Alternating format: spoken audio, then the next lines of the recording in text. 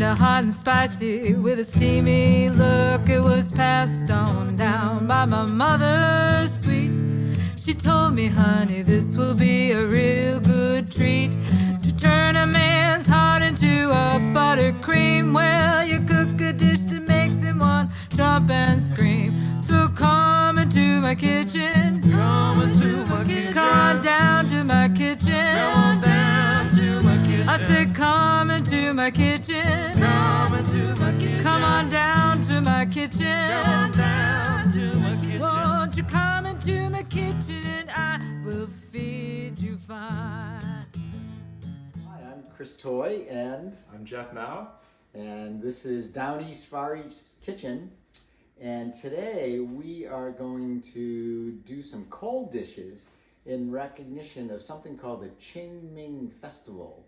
And what is this? So this is it's a day of observance of your ancestors, and so sometimes translated to grave sweeping day, and it's also become closely associated with an older tradition, the Hanshi festival, where you were eating cold foods. And so the idea is you don't light a fire this day, but it doesn't mean the foods that you eat have to all be raw. They can still be cooked, but they are prepared in advance and then they're served cold. So we're going to be looking at some dishes today that are eaten cold, as opposed to things that are usually eaten warm and hot. Fantastic. So let's get started. So what do you have going here? So the first thing I was going to do here is a braised beef dish, and I've got in here, I'll just kind of lift it out so we can see it. I've got a piece of actually brisket. Traditionally, this dish is made with beef shank, which is very hard to find in most U.S. grocers. If you have a full-on butcher shop that actually butchers a full cow, I'm sure you can get a beef shank. But in a lot of American grocers, they already kind of have the pre-cut pieces and they're just carving steaks and whatnot. And so brisket's a little easier to find. And of course, as it turns out, in kind of our down east, far east, here we are in the northeast. And of course, there are a lot of Irish families in St. Patrick's Day. And it comes right before this Cold Food Festival, which is this year, April 4th. And so in mid-March, it's easy to find brisket, and it's easy to find some other ingredients that we'll also be playing with later. It's a braised dish that it takes a number of hours because it's a brisket. It takes a long time for it to soften up and cook up. And then you cool it down and you let it sit for a day or two and kind of marinate in that braising liquid. And so I've already got one prepared. We'll also show you that one, so we won't have to sit here for the next 2 days and watch this thing cook. All right. So the first step for this, and I'm just going to get it going, is simply this is in some water. I had actually marinated this meat in just a couple teaspoons of soy sauce last night. It's not absolutely necessary. What you'll find is that various recipes for this dish vary wildly, I think, from whose grandmother made it how in their own home. So sometimes it's just simply in straight water, but right now we're just going to put it in some water and bring this water to a boil. So we're going to bring this to a boil. This is cold water to begin with, just to get it going for about a minute or so. And you'll find it kind of gets a little foamy and frothy at the top. And that's just to kind of get some of those kind of sentiment off of the meat and whatnot. We're actually going to drain all that liquid, give it a quick rinse, and then we'll transfer it into the braising liquid and then let it braise for a couple of hours. So that's a very simple step first. And so while this is going, we'll work on some other things as well. All right. So I failed to mention before, this dish is often translated simply as sauced beef.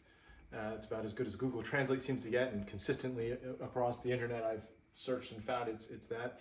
In Chinese, in my broken up ABC Chinese, it's jiàng shu rou. So anyway, so it's been up to a boil now. I can see that there's kind of the typical kind of foam that has assembled on the top of the liquid, and oftentimes when you're making broths and things like this, you're told at this stage to kind of take something and sift out or filter out that foam. What we're actually going to do, because we don't need this liquid anymore, this was mostly just an initial cook. I'm going to actually just pour it right down the drain and give this thing a quick rinse.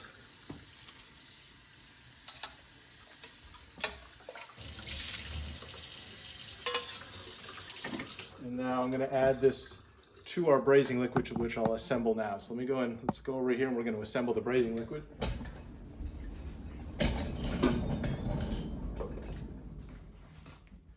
So I'm using a Instant Pot to do this braise simply to try and save a little bit of time. So this is my little 3-quart Instant Pot. Typically, if you do this on the stovetop, you're going to make the braising liquid, put it on the stovetop, bring it to a boil, lower the heat, probably cover it just so that all the liquid doesn't boil away. And you're going to want to put it at the lowest simmer you can find, and you want to probably simmer this thing for at least 3 to 4 hours, depending on the size of the piece of meat. And basically, you want to just check on it probably after maybe 3 hours to see how soft it's gotten. It should get relatively soft. And again, the reason we're using this particular cut, the brisket, is because brisket is one of those meats that takes a long braise and it doesn't fall apart on you. If you were to use some other cuts of beef, they would probably, once they've been braising for a while, they'll start to really fall apart, kind of like you would if you were making like a pulled pork kind of dish, right? And that's not really the goal here. We want something that actually holds together. The beef shank really holds well together, but again, it's a difficult cut to find. So anyway, so for this braise, number of different kind of ingredients that go in here. And I'm just going to kind of run through them. So one of them is sugar. You can use regular white sugar, you can use brown sugar. This is kind of the rock sugar that you can find in Asian markets. This piece is, it's about an inch square and I don't know, half an inch thick. So this is about enough for this size of a braise. So I'm not even going to measure this thing, but I'm going to just drop it and I'll call that thing maybe a little over a tablespoon in terms of volume. Number of other things go into here. So we've got a couple of green onions. I kind of tie them in a knot just so they fit.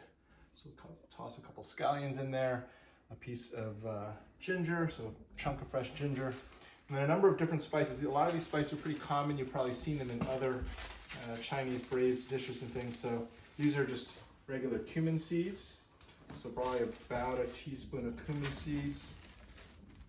We can use a bay leaf. Pull out a bay leaf here, add a bay leaf, cinnamon stick. And so I think a cinnamon stick is going to work better than literally ground cinnamon. So take a whole stick and go ahead and toss it in there. Star anise, another common flavor you'll find in these. And so you probably want one whole, or there's 2 of them because they're kind of both broken. So we'll just use 2 of those. This is dried tangerine peel. So that adds a bit of a citrusy flavor. This is a big laundry list of ingredients. This is black cardamom. If you buy black cardamom in kind of a Western store, you're probably going to find they're going to be like this. They're relatively smallish, so I'm going to use 2.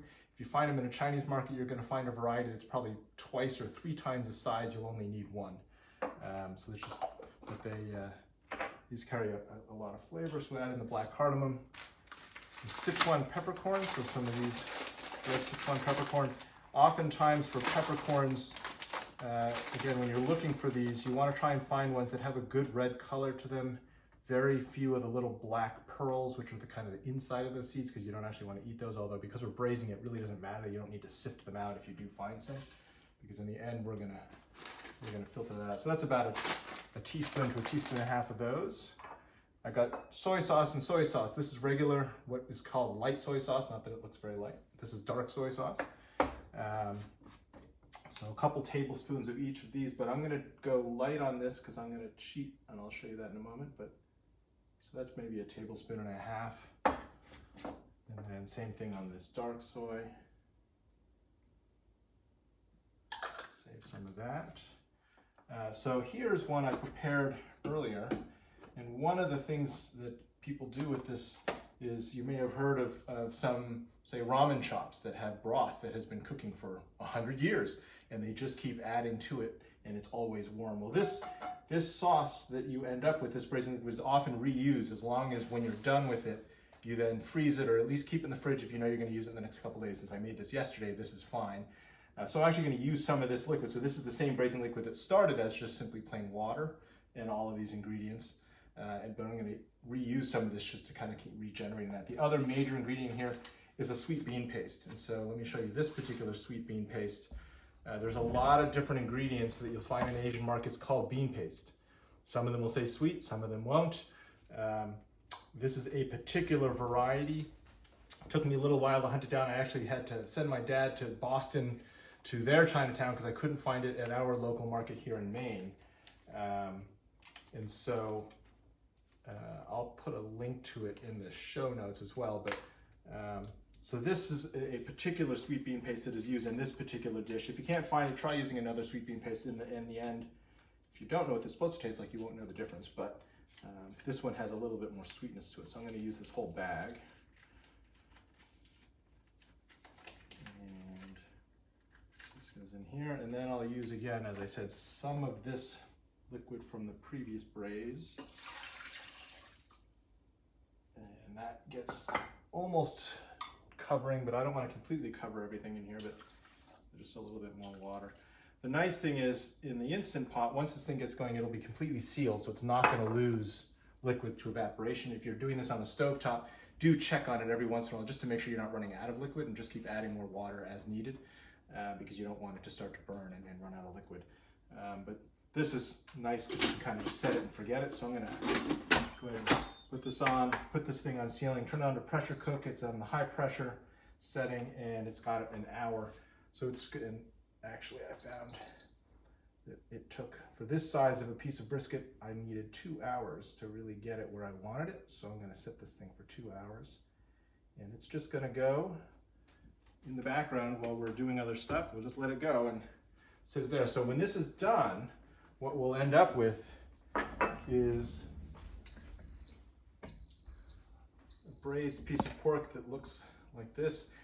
The next step, once that's done, is to transfer everything back into another dish. You're going to want to filter out or strain out all the solids from that liquid. So just pour it through a strainer and get rid of the peppercorns and the big chunk of ginger and so on and so forth. And then take the meat, put it back into it, let it cool. When it's cool enough to put back into your refrigerator, put it in the fridge overnight for at least a day and really let it kind of marinate in that. And that really kind of helps get the flavor soaked into that meat. And then this, for serving sake, we're actually going to make sure we cut across the grain and try and cut thin pieces. And this gets served cold, just like this. And so we can take these pieces and eat them with the cold spicy noodles. So these are terrific. And so we usually cut this all up, take a dish, fill it up.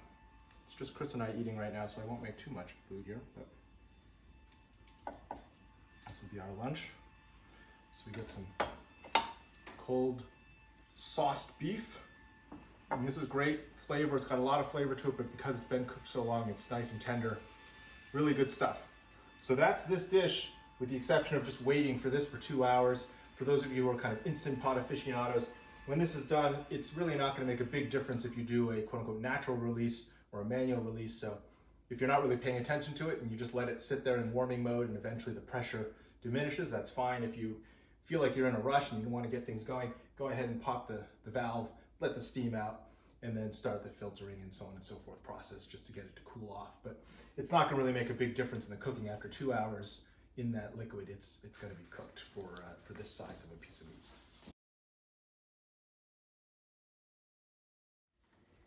So this cold dish is called cold spicy noodles, and what's great about this dish, and it sounds like I'm going to be sounding like I'm describing a fine wine, but when you taste these noodles, the first thing that will be on your palate will be that they are cold. Then you'll notice that they are sweet. Following that, you'll notice that it has this nutty flavor through either sesame butter or peanut butter. And the last thing that you'll taste will be heat. So there's this, it's kind of like a party in your mouth. So it starts out with just some Chinese noodles, and we'll just cook these guys up, which will only take us a couple minutes. So we'll just get these, and this is just some boiling water. You can salt it if you want, but you don't have to, because the flavor is not going to be necessarily in the noodles. The noodles are just kind of an excuse to carry all of the other flavors. So I'm gonna just get these right in here in the boiling water. There we go. And you can use, you can use dried noodles if you have the time and you want to make fresh noodles. That's great. Actually, this isn't a bad use for if you have instant ramen, if you remember from your college days, you know, just to boil those up. So we'll let these boil up for a little while, and then what we'll end up doing is we'll drain them and we'll shock them in ice water. And then from there, we'll make the sauce. So while this is softening up here, let's go right to the sauce since we're here. And you'll remember the flavors that I talked about was that one of the first flavors is going to be this sweetness. And you can use a number of things. Honey is something you can use. You can also use powdered sugar. Don't use granulated sugar because the granulated sugar will not dissolve in the oils. It needs water, and you're not putting water in here. So if you're going to use sugar, use the powdered sugar. We're in Maine, so it's maple syrup season, and we've boiled up some fresh maple syrup.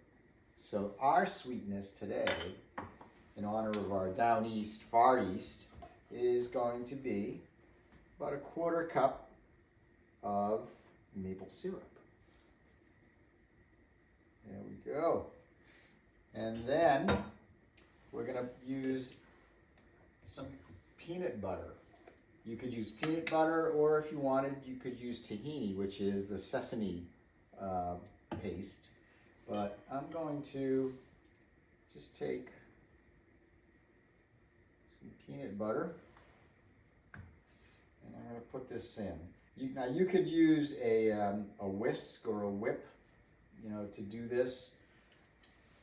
I like gadgets, so what I'm going to put in here is it's actually kind of a hand processor, which is great fun.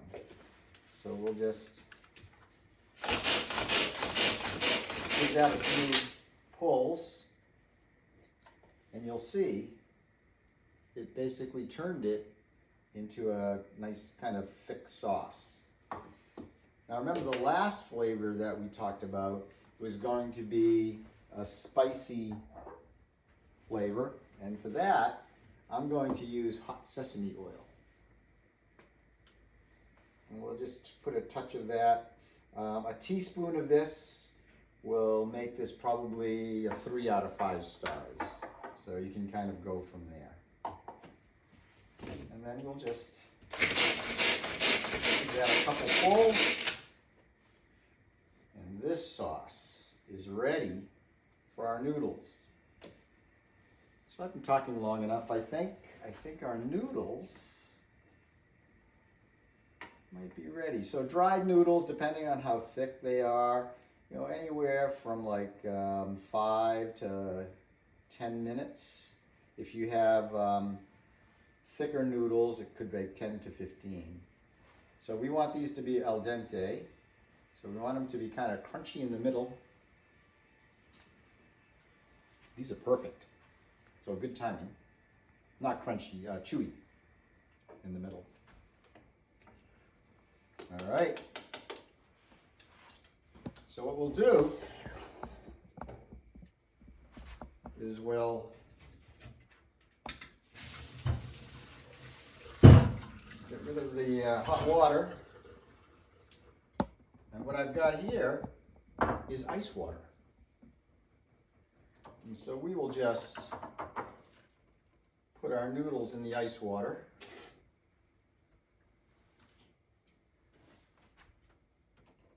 So that's stopping the cooking process completely. There we go.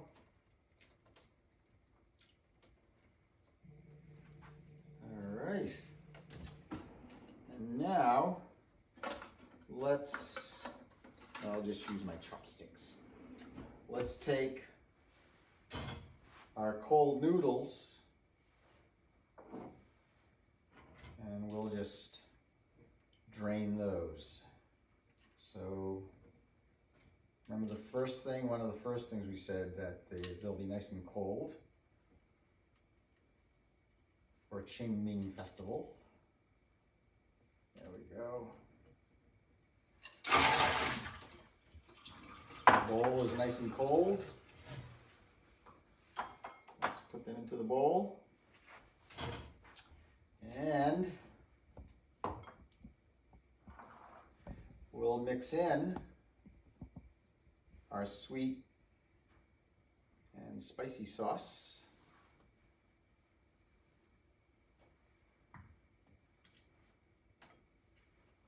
Give that a toss. And then for some color, I have some diced sweet red peppers. If you want to get red hot peppers, you know, really kind of play up the heat, you could do that. And then I've got some scallions that I've just sliced up here, green onions. I'll give these a toss.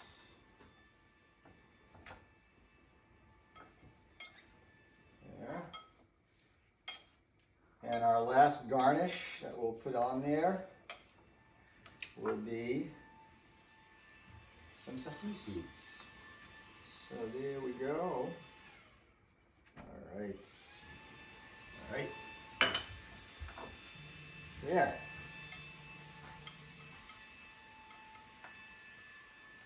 So let's, I'm gonna have a little taste here.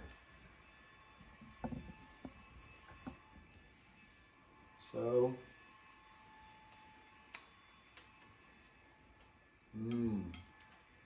cold, refreshing, sweet, a nutty flavor, and then the heat for Qingming Festival.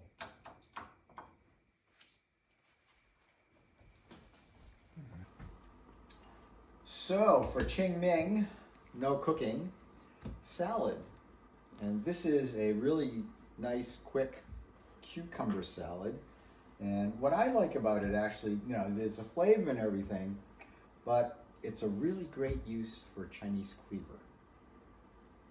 So let's mix up our salad dressing so that we'll be ready for this. So one of the first things we're going to do is we are going to have some fresh garlic. And what we'll do is we'll just take our cleaver and just smash it. Ooh, that's the fun part. And then we'll just kind of walk that right through. And you know, how finely you chop this is a matter of taste. I happen to like to chomp down on a little garlic from time to time, so I'll just kind of smash that and cut it up what we might consider pretty coarsely. But because we've smashed it, we've released a lot of the flavor, which is great. All right.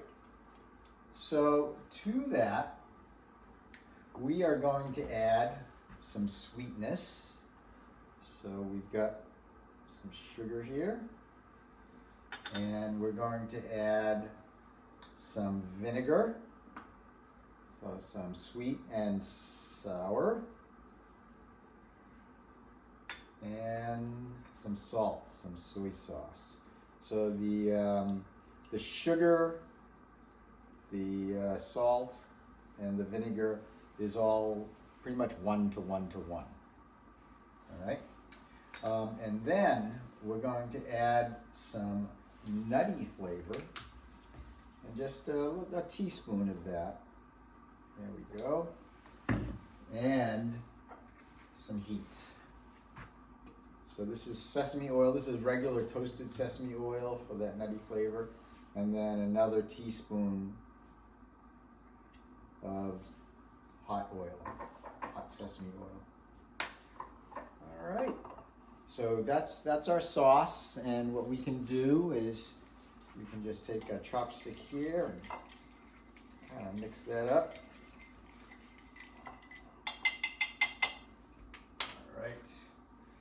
So now the fun part. So this is a European cucumber, and I like to use the European cucumber, number one, because it has very thin skin, and its seeds are quite small. I'm going to just cut this into thirds, just like that. So now this is the fun part. What I'm going to do is I'm going to take this, and I'm just going to smash it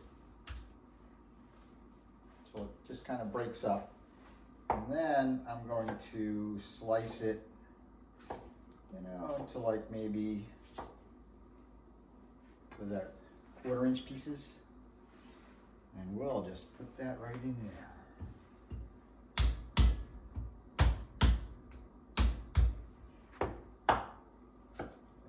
There. So this is a cucumber salad, but you can play with the ingredients certainly. And what's nice, with the cucumbers smashed like that, they retain their texture, but because they're partially pulverized, they're going to absorb the sauce quite easily.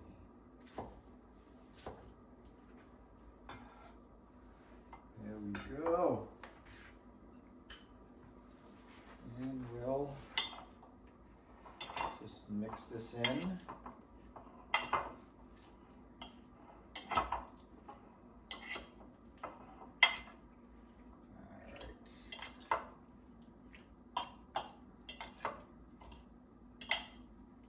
And this is actually best at room temperature.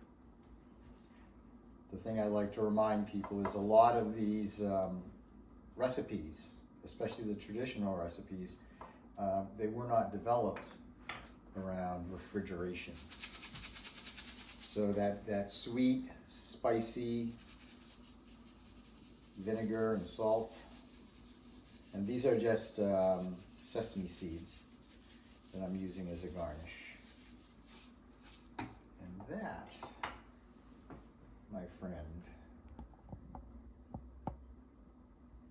is cucumber.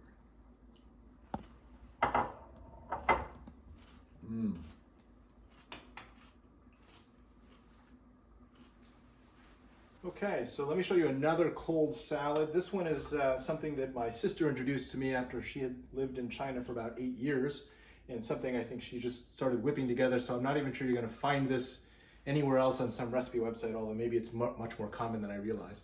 So I don't even really have a name for it, but it's 3 basic ingredients: celery, wood ear mushroom that I've already soaked and sliced into strips, and bean curd stick. And so I'll kind of superimpose a picture here of what bean curd stick looks like when it's dried. You buy it in the store in long sticks dried, and you need to soak it overnight.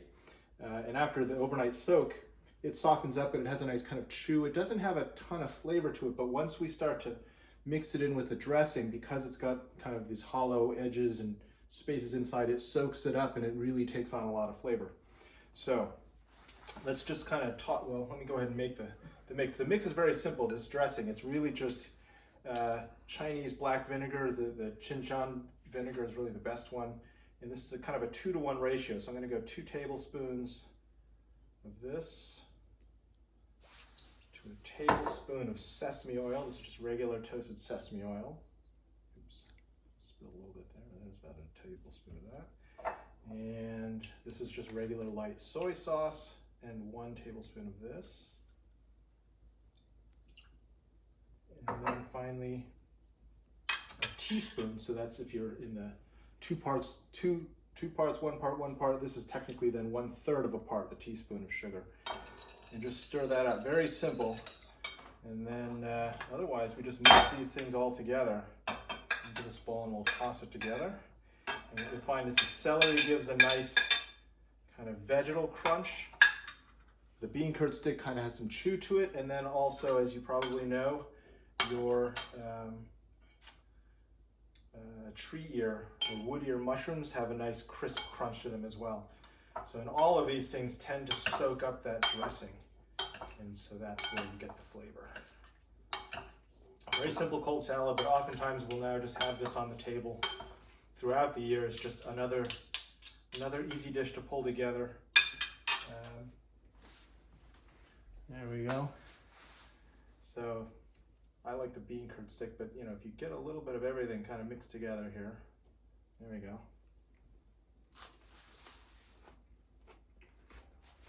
It's good subtle flavor, but definitely good crunch. Always like crunchy foods. There we go. So we'll call this bean curd stick salad, I guess. We'll try and come up with a better name. Thank you. Name it after your sister. Jenny's. This is Jennifer's bean curd stick salad. How's that? Even better. All right.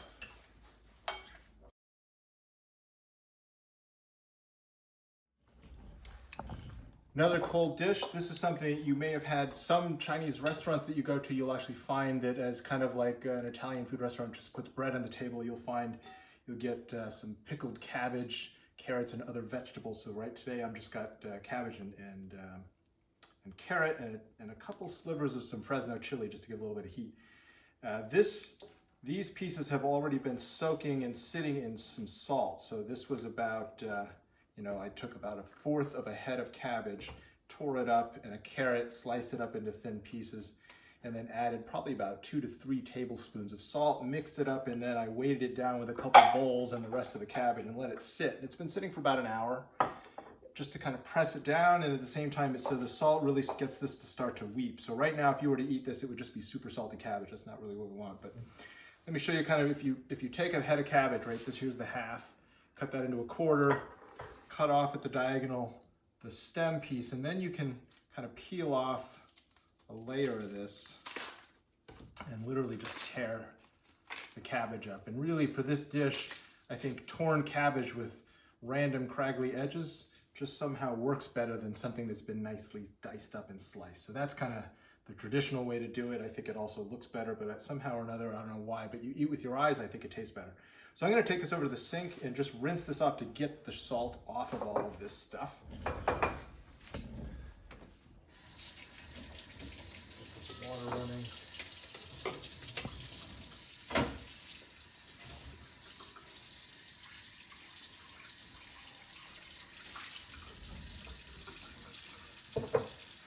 And because we had so much salt, you really do want to take the time to make sure that you get all the salt off. Otherwise, in the end, you'll have a very, very salty dish, and you don't really want that.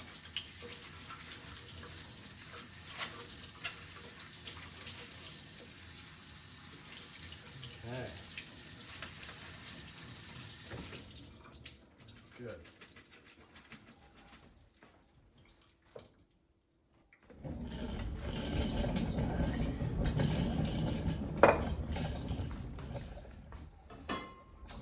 The next thing we want to do is just simply assemble the pickling liquid. So the pickling liquid is going to be 2 parts water, 1 part sugar, 1 part vinegar. And so I've got here a little more than I want, but I'm going to need about 2 cups of water, which gets me about there. And then this, I've got about 1 cup of vinegar here. Right now we're using some rice wine vinegar. You can also use plain white vinegar. And then, what did I want? Oh, I wanted the sugar. And so this is actually going to be a fair amount of sugar.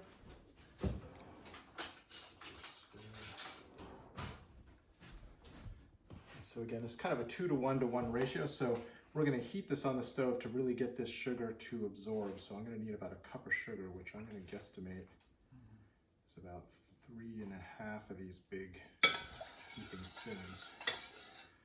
So, and then to this, I'm going to go ahead and add in here just to kind of give them a little bit of cook. I got two cloves of crushed garlic.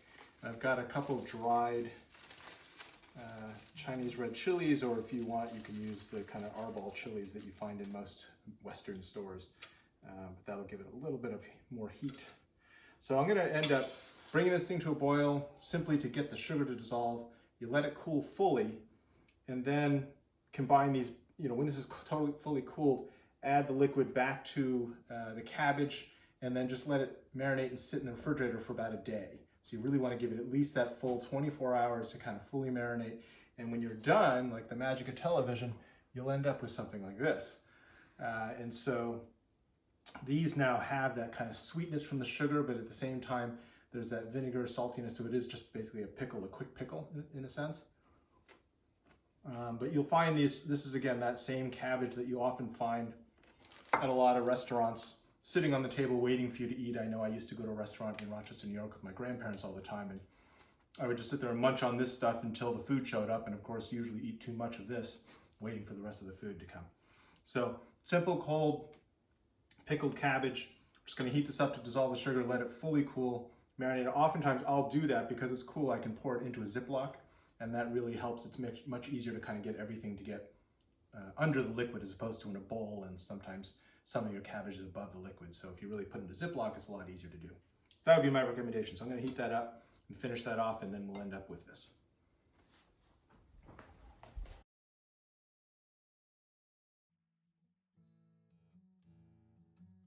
Well, I got a recipe that I would like to cook. It's kinda hot and spicy with a steamy look. So, It was passed on what do we got? We have like, Got a full meal here. we do. We have, is it five? Five Qingming dishes. 5 Qingming dishes for Cold Food Festival. So we've got Chris's spicy peanut noodles, right? And is the recipe for this also in your cookbook? Which of the cookbooks is this? It is. It is in my first cookbook, the Easy Chinese.